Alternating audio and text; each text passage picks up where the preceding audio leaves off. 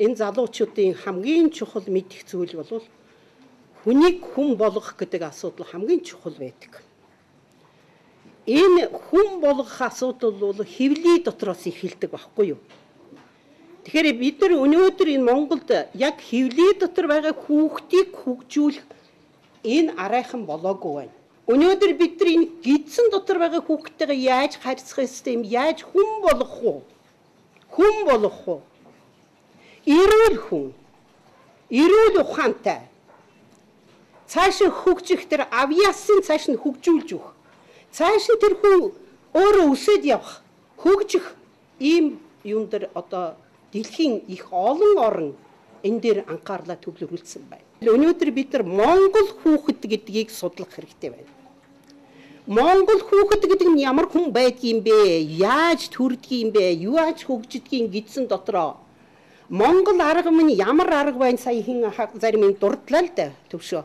Монгол арга гэж юу байдгийм бэ гэдгийг судалж гаргаж өөрийн гэсэн юм гаргамаар байх юм. Тэгэхээр би энд их сонин таануудад ийм мэдээнүүд үгэй гэж бодож байна. Японы эрдэмтэн эхийн зүрхний бичлэгийг хийгээд их нь ууралж байгаа зүрхний бичлэг 50 байгаа зүрхний бичлэг хоёрыг бичиж аваад тэгээд хүүхэд нь төрмөгцөн тэр бичлэгийг сонсгосон байгаа. Тэгтэл 50 байсан зүрхний бичлэгийг сонсоход хүүхэд 50 сайхан унтчихсэн. Тэр их нь ууралж уцаарлсан зүрхний бичлэгийг бичгэд хүүхэд хашгирж бахирч ийсэн. Тэгээ би тэрнийг уншичаад үгүй ийм байдгийн байжээ гэд гайхаж ийсэн. Тэр сая акселерац гэж ярьж байна. Түргэн хөгжүүлэх тухай асуудал яригдж байгаа байхгүй юу? Хүүхдийг багаас нь түргэн хөгжүүлэх юмсан гэсэн энэ 70-аад оны үед гарч ирсэн юм. За энэ бол зарим эрдэмтэд болохоор болохгүй. Манай монголчууд болохгүй гэдэг байхгүй юу одоо? Юу гэж хэлдэг вэ? Цэцэрлэгийн насны хүүхдэд үсэг нөдлөж болохгүй гэд байдаг. Тэгтэл Америкийн Доомн гэдэг эрдэмтэн 40 гаруй жил хүний оюуны чадварыг хөгжүүлэх ийм эрдэм шинжилгээний байгууллагад хүүхдийг хэвлийгээс нь эхлээд баг уншуул сургаж байна. Нэг нас 5 сартай хүүхдэд уншуул сурахад хамгийн амархан гэж байна. Нэг нас хагастай хүүхдэд тооны ухааныг өгөхөд хамгийн амархан тусгадаг гэж байгаа юм. Гэж Домны өөрийн номонд байдаг байхгүй юу? Тэгэхээр бид нар болохоор болохгүй цэцэрлэгт үсэг нөдлөж болохгүй гэдэг байдаг. Ягаад гэвэл бага ангийн багш нарт хүнд болдог гинэ.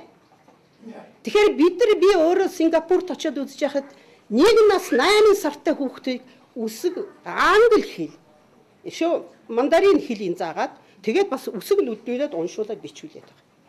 Тэгэхэд манайх болохгүй л гэдэг. Гэтэл бид нар чи яаж ийм хүүхдийнхээ өнөө хөгжлийг хоцроох тэр хамгийн идэвхтэй үед нь хөгжлийн саатуулж хайж байгаа байхгүй юу? Лазарев одоо эрдэмтэн өөрөө хүүхдийн эмч хүн. Энэ Лазарев юу хийдэг байсан гэвэл эрдөл хүүхдийг хэвлийд нь байхад нь хөгжмөр хөгжүүлэх. Хөгжим сонсгох, дуу сонсгох, ихэн дуу дуулах. Хүүхдийн тарих, хэвлийд байгаа хүүхдийн тарих 100 сая триллион эдистэй байдаг юм байна. Тэгтэл тэр хүүхэд минь төрөхдөө тэрний тодорхой хэмжээний эдис нь хатгашд ордог гэж. Үгүй болдог гэж. За яагаад энэ үгүй болчих чинь гэсэн чинь энэ дээр судалгаа хийгээд үзсэн чинь тэр эцэг ихтэй тэр жирэмсэн байхдаа их нь хүүхдтэйгээ ажиллаагүй. Тэгэхээр тэр хүүхэд үндсэндээ оюуны хоцрогдолд орж эхэлж байгаа байхгүй. Оюуны хоцрогдолд орж ирж байгаа. Тэгэхээр бид нар энд юу би хэлэх гээд байгаа юм гэвэл бид нар эмэгтэйчүүд одоо өөрснөө жирэмсэн боломгцсон. Хүүхдтэйгээ ажил, хүүхдтэйгээ яар. За ингээд 70-аад оны үед Японы телевизээр Японы гэр бүлийг үзүүлж ирсэн юм. Тэгээд доктор Доомн гэдэг Америкийн тэр эрдэмтэн бол 5 сартай жирэмсэн эмэгтэйчүүд тэдний төв дээр очдөг юм байна. 5 сараас эхлээд эмэгтэй тэр ээж нь хүүхдтэйгээ ажилтдаг юм байна. Хүүхдтэйгээ ярьдаг, вайрдаг, тэгэл илдэг, сексэрдэг, олон арга байдгийн байна л да энэ чинь. 7 сартай болонгод эцэг нь очдөг юм байна. Тэгээ эцэг нь очиод бас тэр хүүхдтэйгээ ярьдаг юм байна. Тэгээд яг тэр телевизээр Японы тийм гэр бүлийг үзүүлж байсан. Ээж нь дээшээ хараад хэвтцсэн.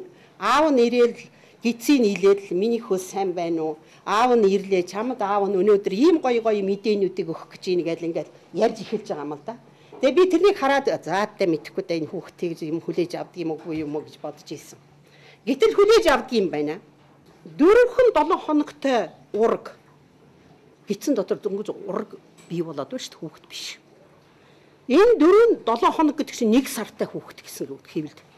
Гэтэл энэ зүрх минутанд 145 удаа цогч идэг юм байна. Зүрх нь ажиллаж идэг юм байна шүү тэр ураг гэж. Хамгийн түрүү. Дараа нь ухаандаа 5-7 хоногтой болоод ирэхтэрээ тэр хүүхэд ямар нэгэн үйлдэл үзүүлж эхэлдэг юм байна. Тэгэхээр яадаг үгүй хэвлээ дотор нь ингээд юм оруулж үдсэн байна л та. Тэгэд хүүхдийн биед ингээд хөрөхөд хүүхэд татханд эхэлсэн байна л та. Тэгэхээр тэр чинь 5-7 хоног гэдэг чинь сар 1-7 хоног л болж байгаа гэсэн. Тэгэхээр 8-7 хоногтой хүүхдийн тархи нь маш түргэн хөгжиж эхэлдэг гэж байгаа. 8-7 хоног гэдэг чинь 2 сартай хүүхэд гэсэн үг шүү дээ гидсэнд байгаа. Тэрний тархины эдис нь маш түргэн ингэж хөгжиж эхэлдэг юм байна. Тархи нь. За 12-7 хоногтой хүүхдийн нүүрний одоо юу нь ялгарч гарч ирдэг юм байна. Тэгээс 12 гэдэг чинь 3 сартай хүүхэд гэсэн үг шүү дээ гидсэнд байгаа хүүхэд. Нүүр нь ялгарч гарч ирээд инээгээ тэр юу яаж байгаа бүх юм. За 14-7 хоног гэдэг нь 3 сар 2-7 хоног болж байгаа тийм ээ. Янз бүрийн дуу чимээнүүдийг хүлээж авч чаддаг. Тэгэхээр энэ хөвлөд байгаа хүүхэд эхийн хөвлөд байгаа дуу чимээ эхийн орчинд байгаа дуу чимээг бүгдийг сонсдог юм байна. Бүгдийг сонсдог юм байна. Тийм учраас бид нэр хэлдэг штэ ер нь жирэмсэн байх үед эмчнэр юу гэж хэлдэг вэ? Тайван байгаараа, муу юмны дунд битгий яваараа, битгий хэрүүл хийгээрээ, битгий зодолдоороо баахан юм л хэлдэг байхгүй юу? Тэгээ өнөөдөр бидний гэр бүл ямар гэр бүл явж байна? Өнөөдөр яагаад манай залуучууд арх гэдэг юм ууж гэр бүлээ өмүүлээд явдаг юм? Тэр жирэмсэн эмэгтэйг зоодох, нүүдэх янз бүр юм гарч байна. Тэр чинь юу гарч ийн үгүй тэр дотор байгаа хүүхэд чинь эргээд чамайг хөгшөрхөө чи яг адилхан харьцсан. Хүүхэд гэдэг нь өөрөө тойл байдаг байхгүй ер нь төрсний дараа ч гэсэн тойл. Чи ээж ямар хараад хэлж гин аав ямар хараад хэлж гин бүгдийг хэлнэ. Одоо зөв 2 настай алан шүү гэж явж идэг шүү. Эмээ нь алан шүү. Ах нь алан шүү. Аав нь алан шүү чи зүгээр байгаараа. Ээж нь алан шүү чи битээ хөдлөөд байгаараа. Тэгэхээр тэр хүүхд чи ална гэдэг үг хэлэхээс яах юм? Тэгэхээр бид нар ийм зүйлүүдийг л хүртэл их нарийн мэдэх хэрэгтэй байдیں۔ Шинэ хятад юм гэн. Хятад 2000 жилийн өмнөөс эхлээд жирэмсэн эмэгтэйчүүдийг өдөр бол олон цагаар дуудуулдаг юм байна. Эмэгтэй хүнийг л одоо өдөржил дуудуулдаг юм. Тэр чинь юу харж ин тэр цааш төрчих гэж байгаа хүүхэд бол тэр хөгжлийг авдаг юм байна. Дуу хөгжмөр тэр чинь авдаг юм байна. Японд болоод ирэхдээ жирэмсэн эмэгтэйчүүдийг маш гоё газар аваачаад тэр урлагийн одоо тийм боловсрал гоо сайхны боловсрал оруулдаг юм байна. За тэгээд тэрийг дуудуулах, хөгжим сонсгох. Энийг бол тэр жирэмсэн байх үед нь хийгээд хүүхдийн төрмөгц хүүхдийн бас тэгж хийдэг юм байна. За хойд Европын орнуудад жирэмсэн эмэгтэйчүүд яадаг гэвэл ардын дуунуудыг их дуулдаг юм байна. Ардын дуу дуулдаг, бурхны дуунуудыг дуулдаг юм байна. Бурхны Христийн одоо маш гоё дуунууд байдаг шүү дээ. Хайрын тухай янз бүрийн дуунууд.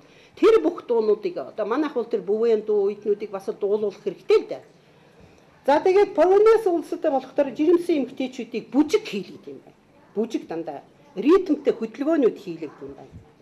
За Калифорни одоо нэрт эрдэмтэн Рено Ван Кар гэж одоо энэ хүн болохоор 60 жил эмэгтэйчүүдийн өөрийн одоо гидсэнд байгаа хүүхдтэйгээ одоо хүүхэд нь дандаа ийм дарах хөдөлгөөнүүдийг хийлгэж юм байна. Дарах тэгээд алгадах ийм хөдөлгөөнүүд хийлгэж юм байна. Сэгсрэх хөдөлгөөнүүдийг хийлгэж юм байна. Тэр жирэмсэн эмэгтэйчүүд бол байнга өдөрт бол 10-аас 20 минут ийм зүйлүүдийг хийж идэв юм байна.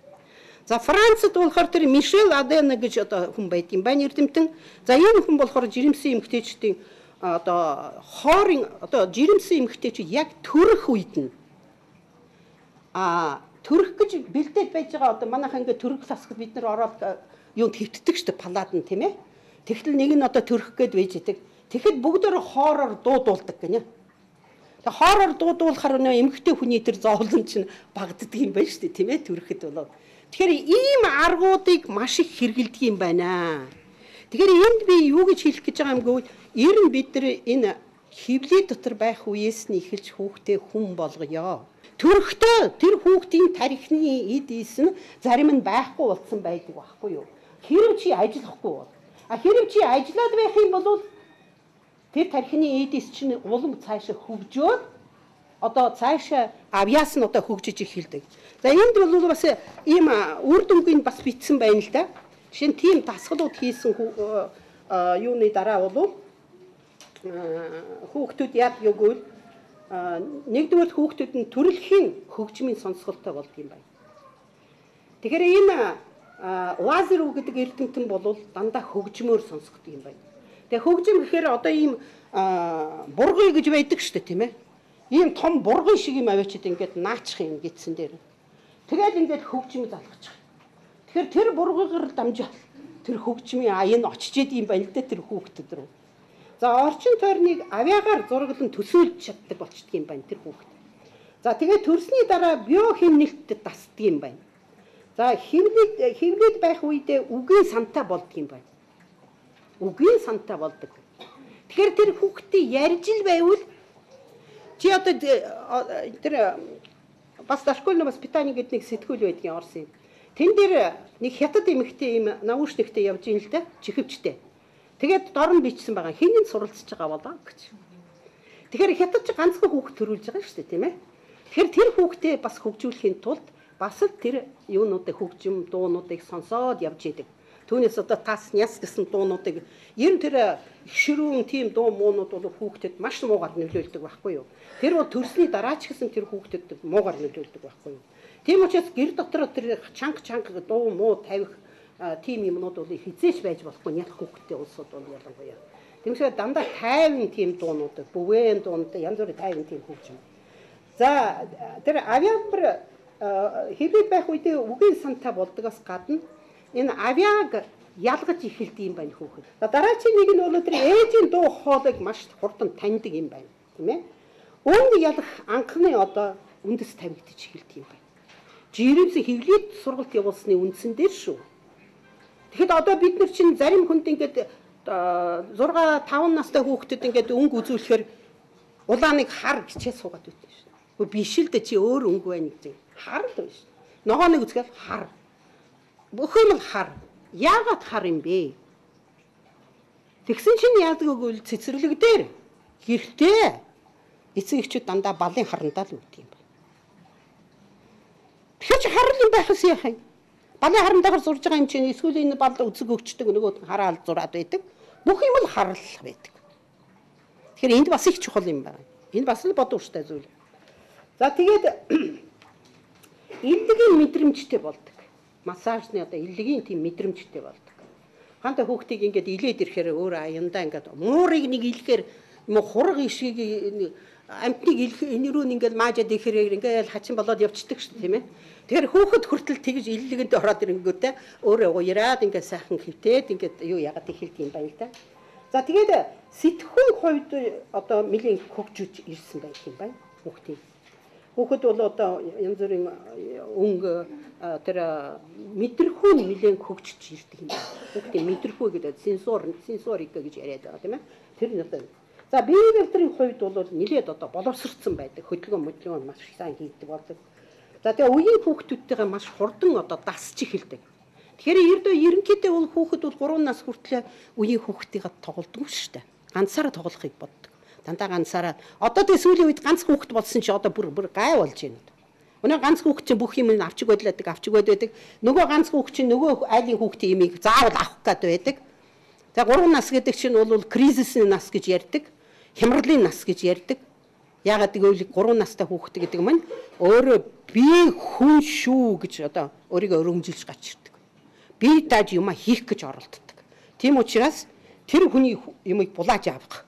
Тэрүүнтэй хамт зогсож ажиллах чаддгүй байдаг байхгүй юу.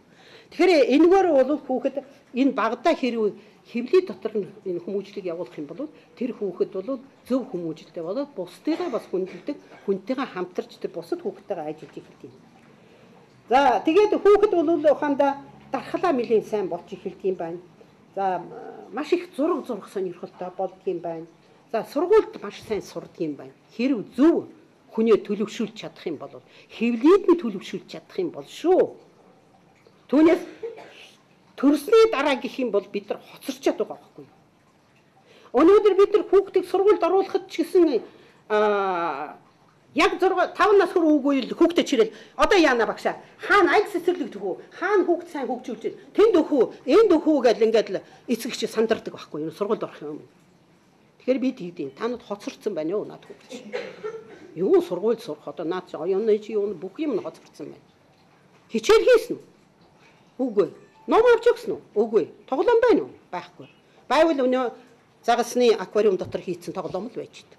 Хурж болох. Гэх мэтлэн ингээд. Тэгэхээр энэ хэвлий дотор ингэж хүмүүжил явсан хүүхэд бол шалгондоо байдаг юм байна. За тэгээд хэвлийд байгаа үед ихтэй нь одоо ажилласан учраас их нь одоо сэтгэл санаагаар маш тайван байдаг. Төрхтэй бол сэтгэл санаагаар их тайван болдог юм байна. Эрүүл мэнд нь сайжирдаг юм байна. Төрөлд маш хөнгөн явагддаг юм байна. За тэгээ хүүхний сүүн сайжирдаг юм байна. Хүүхдээ нарийн сайн мэдж автсан байдаг юм байна. Хүүхдээ төрсний дараа маш хурдан арчлах, суйлах ажилдаа идэвхтэй ороод өсөж эхэлдэг юм байна. Та нүд доктор Масурогийн Японы Масурогийн ном байгаа монгол хэл дээр 3 нас хожигдсон гэсэн ном байгаа шүү. Тэрийг заавал авч уншаарай. Тэр бол та нүдэд тэр 3 наснаас өмнө ямар хүмүүжил олох ёстой юм бэ гэдгийг маш тодорхой бичсэн байж байгаа. Баярлалаа. Та бүхэнд баярлалаа.